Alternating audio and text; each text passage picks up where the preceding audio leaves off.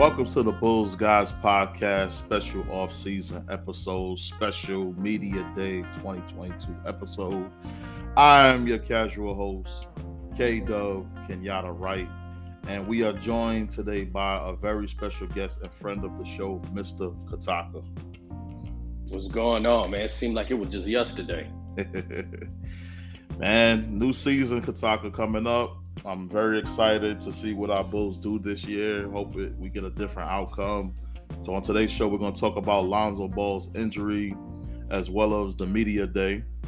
We're also going to talk about a trade that has been discussed through the offseason, rumors as far as the Bulls is concerned, with Jordan Clarkson being traded for Coby White. We're going to get into that and much more right after this. You want the most uncensored and blunt podcast? The Bulls Guys Podcast. As only Kdub and Greg Love can bring it to you. Follow us on Anchor, Spotify, and all social media platforms. It's the Bulls Guys Podcast. Follow us on all social media platforms. Show us your support. All right, we're back here on the Bulls Guys Podcast. So Kataka, today, 2 days ago, it was yesterday, we had the Chicagobulls Media Day, and there was a lot that I took from the interviews and the NBC Chicago Sports Special that was featured Kdub and Will Purdue, and Arturas Karnisovas was on that show, and here's what he had to say. I think the goals are, we want to win. When that's going to happen, I don't know. The expectations last year, we knew that we're going to be in the playoffs. This year shouldn't surprise us that we're going to be in the playoffs, but we have to do better than last year. Mm-hmm. I think yearly improvement, that's what I'm looking for. Ultimately, obviously, winning it. So that's the goal, and high expectations. I know that we as a group and myself, we're going to get criticized for, losing games and praised for winning games. So it's simple. Oh, yeah. Arturas Kataka feels like, last season, just like I suspected, he didn't expect much from us but to make the playoffs. And this season, he's expecting a lot more from the Bulls, expecting to not only make the playoffs but win. And I kind of felt like he shot himself in the foot last season, getting rid of some of the big men that we had. I already shared that with you guys, Alizé Johnson and some of the other guys like Stanley Johnson that he got rid of that kind of hindered us on the front line.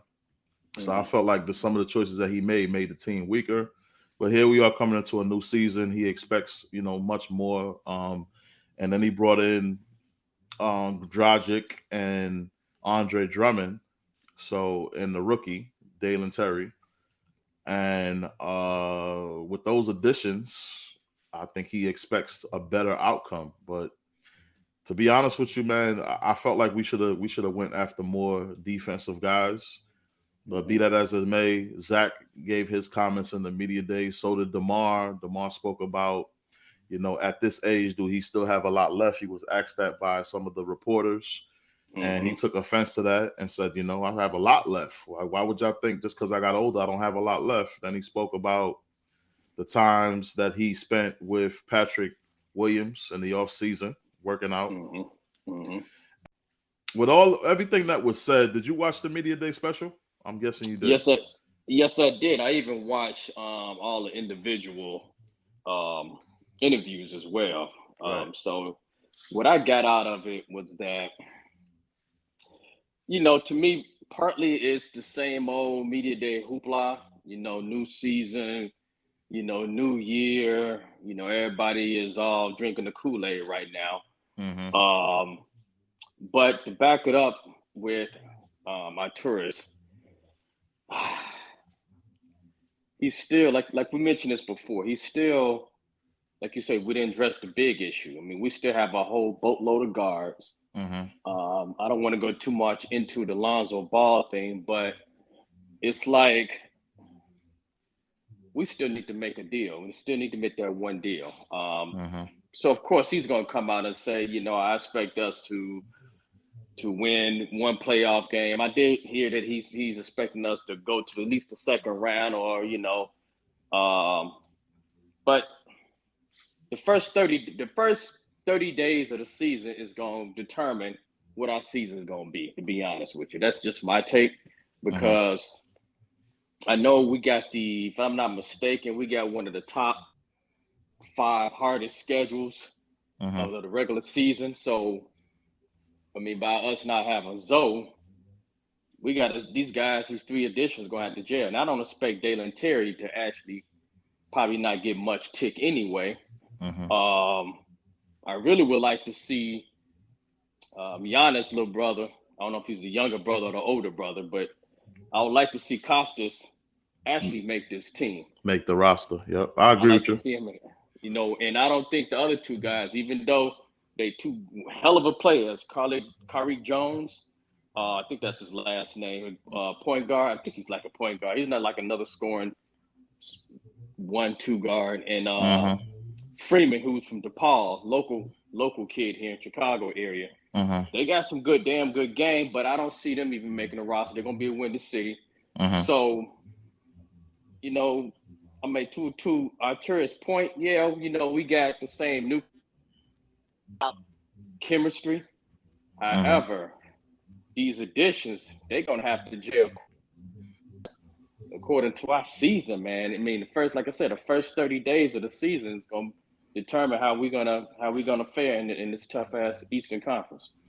Well, my take on it, Kataka, is from day one has always been, to hit that home run, instead of just going for the two strikes and then the home run. I wanted to go for the home run on the first swing, and I felt like he should have went after Kevin Durant and Rudy Gobert. To my understanding, were obtainable, but the Bulls didn't want to let go certain players. And to me, that just puts you back in that zone where you're just playing games and you're just trying to win a few games instead of hitting a home run and trying to win the whole East. And this goes back to what he did last year. I don't think he really understands the concept of why his team lost. And the comments out of his mouth in his media day, we need to play faster, we need to move the ball more. All offensive stuff that's coming out of his mouth. I've never once heard him say we need to get better defensively. And that's the team's problem. And I think we're in a time now where we're in an offensive time. So maybe that everybody's mind is just registered on offense. But I had the stats up with the Bulls and the Bucks. The Bulls they got outscored by Milwaukee. Milwaukee shot better than them from the 3. Milwaukee shot better than them from the field. I believe Milwaukee shot 47% from the field. The Bulls shot 40% from the field. Milwaukee shot 38% from 3. The Bulls shot 28% from 3 in the entire series that they lost last year. And you're not stopping anybody. And to me, I felt like the Celtics series against the Bucks was key of how I wanted the Bulls to play against the Bucks. They basically forced Giannis to be a shooter, built a wall, D'd up every possible on ball talented player that the Bucks had that can get their own shot, and they basically took them out the game. They took Drew Holiday out the game a couple games in that series, and they just was picking the Bucks apart piece by piece as the series went along. And that's how you play chess, Kataka. You gotta see what happened in game 1. All right, they did this. Let me take this away for game 2. All right, they did this in game 2. Let me take this away for game 3. Basketball is an exchange of strategies, and I felt like the Bulls kept doing the same thing, especially after game 2. They kept doing the same thing, and they got the same result. Like I said, we need Costas, and I agree with you. I wanted them to go for the home run and get KD. I wanted them to, and Rudy Gobert.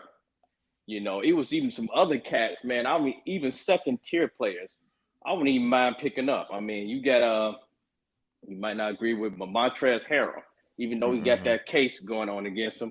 But hell, that dude is scrapped as hell. Yeah, he's undersized center. He's tough, man. He's tough as hell. You know what I mean? And there's a couple other cats that were out there, a couple of bigs out there. I mean, look at Utah. Utah scrapped their whole team. You know what I mean? And there was other teams out there that scrapped. I mean, there's Miles Turner still out there. I know he probably not, up there as defensively as Rudy Gobert, but he's another big that can be a two-way player, and he will hustle. And speaking of trades, go ahead. I'm sorry. Yeah, go ahead. No, I was gonna say I would rather take him than Vooch, even though Vooch in his media day say, I done did a self-evaluation. I need to go back to the old Vooch and not be hanging out at the 3-point line and do more low post scoring and pick and pop. Mm-hmm. But you 30-something years old. I mean, you should have known how to fit in 10, 12, years. And he's a veteran. And he's a veteran and an all-star. I mean, come on now. I mean, it doesn't take rocket science. I mean, in my opinion, he felt more comfortable shooting the basketball than posting up. Yeah, that's what I saw last year. And he was more successful posting it up. I mean, it's self-explanatory. Everybody saw it. Like, he played better in the post. And the Bulls played better as a team because now the defense had to pay attention to him inside. And they couldn't just load up on the perimeter. So you had the defense bouncing back and forth, and then you got Zach and DeMar hitting these shots from on the outside, and getting where they want to go on the floor. And then you got to pay attention to this big dude inside doing what he does inside. And every time Vooch had a good game, the Bulls were hard to beat. Right. And, the self-evaluation should have stopped right there because I'm sure they watched tape, and I'm sure he knows, like, where he's most effective. And, that's why I feel like this team and these players have to get to. They have to get to a point where they're saying to themselves, it's not about me being comfortable how I want to play. It's about what can I do that's going to help us win. And I felt like a lot of them are not doing that.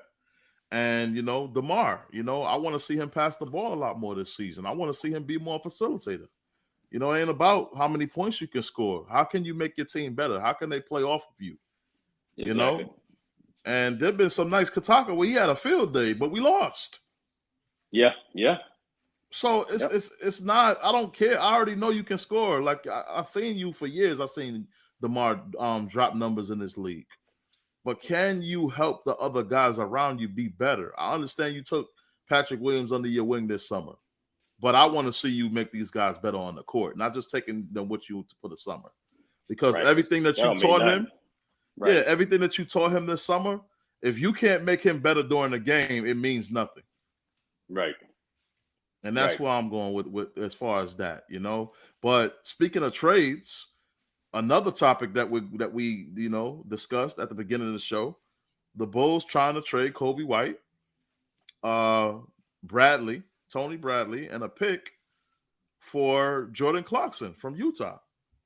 And this is another offensive guy. He scores 18 points a game compared to Kobe's 14. Him and Coby, I believe, have the same number of rebounds, but Coby averages 2 more rebounds than Jordan Clarkson at 4 assists a game, and Jordan Clarkson averaged 2 assists per game. So this is basically a higher volume scorer who's older. He's 30, Kobe's 22, and his contract is much more money than Kobe's. So I don't know if a move like that will help the Bulls.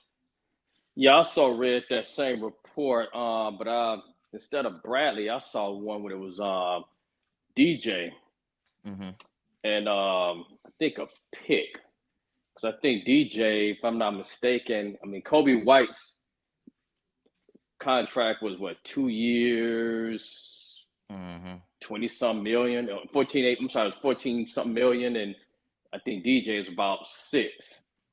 To Clarkson's 2-year, 26 million. Right. But I mean, if they could pull that off, first of all, does he play a 1 or a 2? Because if you get him, we still back to square one. He's a 2 guard. He's a 2 guard. Yep. All right, but you also that's what he plays like. Yep. Yeah, he can score. He plays some D. He's scrappy. Like you say, he is older. Which ain't bad because we don't need all them young guys anyway. We one of the youngest teams in the league anyway. But it goes back to, okay, you still got other guys that plays that same position like Javante, and even though he doesn't score as much, but still, I mean, you got to think about minutes, man. Mm-hmm. So that's just one of two major deals that they're going to do. Right. I'm for it, but if it's just one deal, it's like, okay, well, we back to square one. Yeah, you got somebody who's a proven veteran, but you got other guys that also can play the same role. I'm gonna be honest with you and make a prediction. I don't think Arturas is gonna last here his whole contract. I don't think he's gonna be here long, man. Let's just put it like this: he's not gonna live out his contract because the Bulls not gonna go nowhere with his philosophy. I understand he's a European guy. He was a scorer when he was a player, and I get it.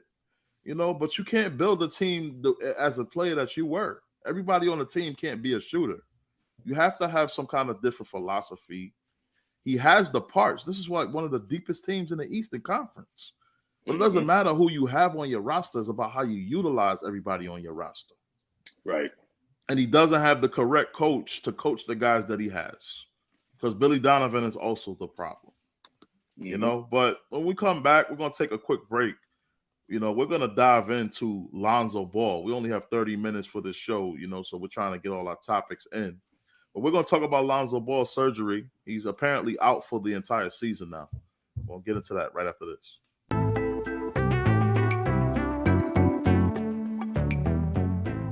100% unbiased, unfiltered opinions on your Chicago Bulls. The Bulls Guys Podcast.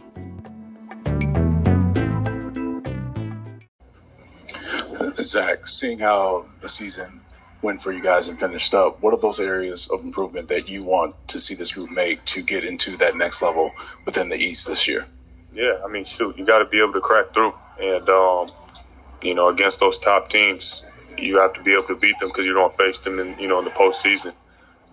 We are always very competitive and playing, but we have to be able to, beat those guys on a consistent level and consistent basis to, call ourselves and be that confident going into, the postseason. So, obviously deficits that we looked at last year, defensively at the rim, shot making at the 3-point line. And, I just think overall consistency, going through the game of having a certain mindset, when you have a certain lead, make sure you put the team down, all the good stuff that everybody talks about, but we have to work on it. And that's pretty much what it is.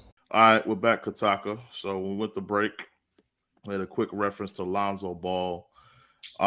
This story has been a disaster. He was hurt since last January.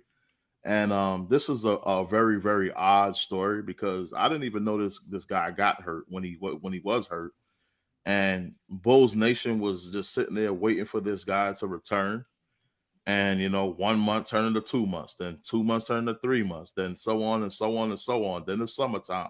Then he's going to, he's not going to be ready for training camp. And then now he's out for the season after, a previous report saying he's only going to be out for 6 weeks after surgery.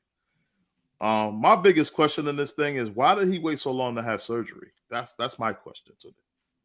I mean, basically he spent the whole summer just shooting around and, not really doing much. I mean, he could have had the surgery done in the summertime, Kataka, and been ready for the season. You know what? I think this whole Lonzo Ball thing is bullshit because I follow Lonzo on Instagram. Mm-hmm. And this cat, I mean, yeah, okay, you injured or whatever, you got a life outside of basketball, but this dude goes out, kick it, kicking out with his boys, they going to parties and all this other stuff. I told you this also, he did a TikTok video of him dancing. Mm-hmm. You know what I'm saying? Right. So, on this, man, it's just like, it pisses me off because we done invested in this dude, we done hyped this dude up. I mean, they knew his knee history before you even brought this dude on because he had a history back in the Pelicans, had a history back when he was with the Lakers. Mm-hmm. So they took a gamble, you know what I'm saying? Mm-hmm. But I don't know why he waited so long, but it's just a way for them. They just probably just trying to say, you know what, we tired of covering this up and, sweeping this stuff under the rug. We have to come out with it and say, hey, he might be out for the season, get surgery. But I don't think he's going to last here long, to be honest with you. I know he's crucial, But why invest into this dude? Because he just turned into another Blake Griffin. A lot of talent, you know what I'm saying, but just played by injuries. Yeah. It is what it is, man. You know, we got other guys like Ayo and Caruso that can step in his place. And, you know, we have other guys that can play the point guard position. And to be honest with you, him coming in here, I didn't think he was the facilitator that I thought he was. You know, he came here and basically was a on-ball defender, a very good one, I might add. And, you know, he was a three-point shooter, could hit the open shot. But he never took me as that facilitator type. You know, he could facilitate, but he wasn't a facilitator type. And to be honest with you, I felt more comfortable with Caruso running the point than Lonzo. Yes. I agree with you there. And I was going to say, I'd rather have Caruso be the starter and have Goran back him up, because Goran only going to give you 15 minutes a game. Right. And Caruso don't come with them young boy vibes. He actually plays like a vet. Exactly. He's a coach on the floor. That's not Lonzo. You know what I'm saying? So maybe this is a blessing in disguise, and the Bulls can actually go in a different direction.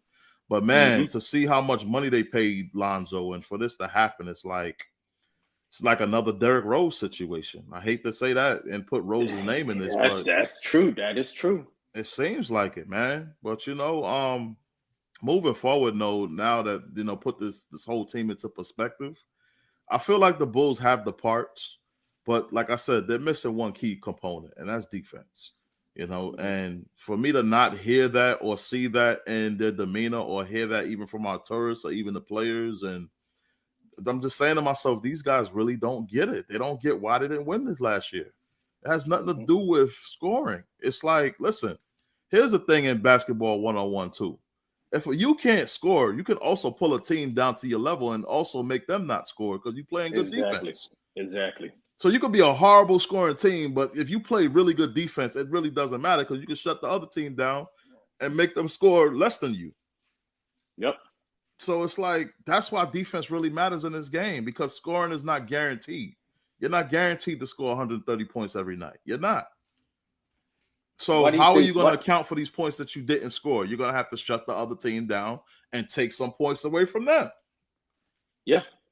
And see, defense wins championships. Why do you think the Bulls and the dynasty teams like the Bulls and the Lakers won all of them? Yeah, they had scores. They had your Kareems and your Jordans. Everybody on the 90s Bulls team was a consistent scorer. Yeah, you got clutch shots from Steve Kerr and Pat. You know what I'm saying? And Jordan get his 30-some points, and Pippen get his 15 to 20. But what made them relevant is actually their defense. From Ron Harper, you know what I'm saying? From your John Sally, you know, your Bison Dele, you know what I'm saying? Those guys that rebound and played, you got championship. So they need to go back to that whole philosophy. Hey, we're not going to try to outshoot these teams, you know what I'm saying? Be like try to Golden State Warriors. But we need to be scrappy, and we need to D up. So Booch got to give me a couple more blocks. You know what I'm saying? Zach, in order for him to earn that $15 million contract, okay, we know the dude can shoot lights out. He healthy. He got a new lifestyle right now. He needs to be a better defensive and be that two-way player. You know what I'm saying? Caruso going to do his thing, but if he can actually put some more points on the board, that'd just be some added cushion. But the number one key factor is Ayo, which I saw and heard that he bulked up a little bit, so he's been working in the gym and stuff, working on this game. And Pat. And Pat, who vice versa, lost some weight because he admitted he said he felt sluggish, fell overweight. And I mean I could tell about it because dude's legs is big as hell, and he can never get past nobody. Especially you put him at a power forward, dude. He ain't gonna do nothing. You know what I'm saying? So if he could be quicker than most power forwards, you know what I'm saying, then the dude can play some D. You know he can score the ball. But yeah, if those dudes are the key factors. The best way I could describe the type of defense that the Bulls got to play: if you put your hand in a fish tank full of piranhas, all of them piranhas going to gnaw your hand off. Not just one piranha. That's how you have to play defense against teams. It's not just, this guy's in charge of shutting this guy down, so I'm going to do this. No, everybody collectively have to shut another team down. Meet them half court, full court press, half court press. Yeah. This is how the Bulls used to guard. Yep. They used to pick teams up at half court and force them into turnovers and get some easy scores. Out on the break, boom, Pippen with the dunk. Yep. They got some easy points. That's what made them so dominant. Yep.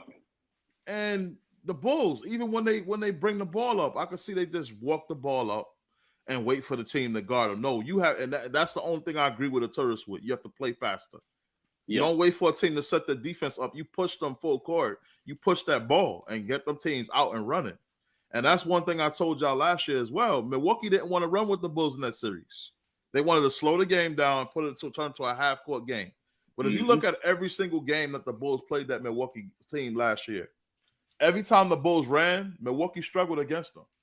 Mm-hmm. So you have to know your opponent, huh? They were slower, yeah. Yeah, they were slower getting. Giannis got dunked on and couldn't get down the court fast enough. Yep. They're slow. They're a slow team. They don't want to run. You have to know your opponent that you're playing against, and that's Billy Donovan's job. You know, so I think we're gonna have to go through a coaching change if Arturas is not fired. Either one gonna have to happen. Yeah, Arturas gonna get fired, and a new person gonna come in to fire Billy, or Billy gonna have to get fired. But I don't see Billy working here. I think Billy be gone. I think Billy be gone before AK. But AK won't be too far away though. Right. You know. But this Eastern Conference, man, I'm 50-50. It's gonna be scary. It's gonna be some good games, but it's gonna be scary because I'm looking at Atlanta. Of course, they got a jail, but they're better, but I don't foresee them doing much damage because you know they got a jail and that two backcourt thing. They gotta learn how to shut the ball and you know they must change there. I mean, I'm looking at Cleveland. You know that Donovan mentioned they already got Karis LeVert. I mean, they got some guys that's gonna be scrappy and score. So that's gonna help out Mobley them and Garland's got better. I mean, that whole team is Detroit is a team to be watching out in the near future. Detroit, you know what I'm saying? I'll give them about two or three years. If they can pick up one more veteran, more so they got a good young center, but they need somebody who's a key veteran center to mold them. Man, I mean, it's gonna be tough. So Bulls back in the middle of the thick of the things, you know what I'm saying? But they're gonna have to, like I say, these first 30 days, they're gonna have to start hitting some guys in the mouth because everybody already saying, okay, these are the same old Bulls, you know, DeRozan, Levine. Those other guys gotta step up. That's the thing, like your reputation, and everybody knows you. You know, Right. It's hard to like shake off and try to do something, you know, and dominate when you bringing in the same strategy and everybody knows you. But you know, maybe the Bulls will do something different this year, and they'll come out and they'll realize like midway through the season, or maybe Billy Donovan realize that. So, if I could make a prediction on this team, I think they're going to be a top 4 seed. You know, that's not my concern. My concern is you were supposed to build a team to get out of the East, not just be at the top of the East. Right. And this AK is taking baby steps, and I get it. But you know, thanks for joining us tonight for this, this special, Media Day episode. And Kataka, let our audience know where they can follow you and get to know some of your work and everything like that. You guys can follow me on Instagram, Katakagram, but you can also follow my band at Melange, Together Melange. And also check me out on Facebook. And you can check out the Bulls Guys podcast on YouTube right here. And you can check us out on Facebook at the Bulls Guys podcast Facebook page. You can also check us out on Twitter at talkingbulls82@gmail.com. Follow us on all the social media outlets, and also support the page, support the channel. Please like and subscribe if you haven't done so already. That's it, Kataka, man. We're going to see. It's a new season, man. I'm excited. Let's see how our Bulls do. Thank you guys for joining us tonight. Go Bulls.